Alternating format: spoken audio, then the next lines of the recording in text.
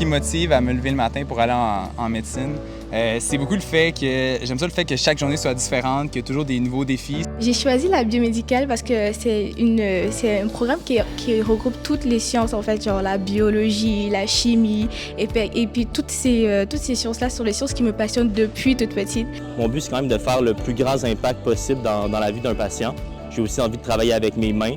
Donc la chirurgie, c'est une profession qui m'intéresse beaucoup. Moi, j'aime beaucoup le sport, donc essayer d'aller aider les gens en nutrition sportive, c'est une bonne motivation.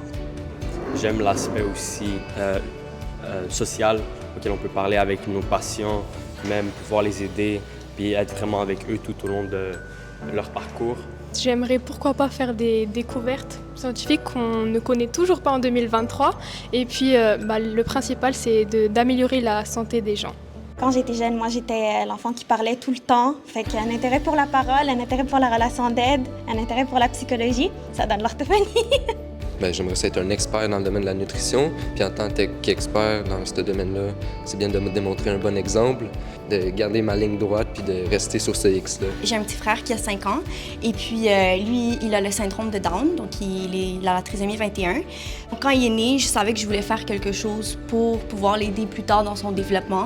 Fait que là, j'ai vraiment eu un coup de cœur pour l'orthophonie. Pour faire une différence, je crois que de ne pas avoir peur d'aller mettre la main à la pâte, d'avoir une ouverture d'esprit, de justement vouloir aller desservir toutes les populations plus vulnérables, prendre le temps de comprendre l'humain qui est devant toi. À mon avis, les plus grands défis que ma génération, les futurs médecins, on devra faire face pour l'avenir.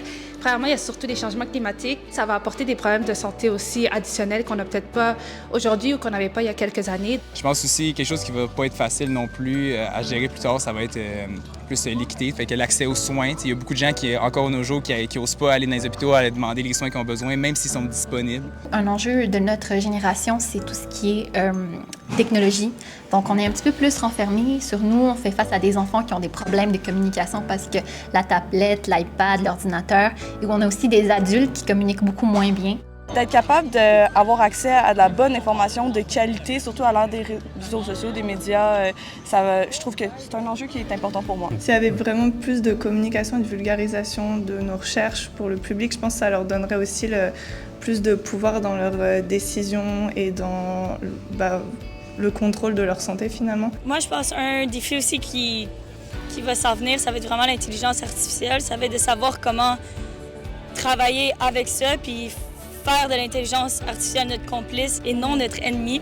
Au niveau de la personnalisation des soins de santé, avoir des soins de santé beaucoup plus centrés sur notre patient et pas juste traiter notre patient comme un numéro. Je dirais que le défi de la recherche, ça serait d'essayer d'avoir le plus d'étudiants possible pour le doctorat, parce que notre société a besoin de chercheurs, a besoin de personnes formées pour la recherche médicale, fondamentale, etc. Donc ça va être vraiment d'axer sur la collaboration entre les différents professionnels, mais aussi de comme pas oublier toutes les personnes qui vivent avec des différences, donc de les inclure au niveau de la diversité.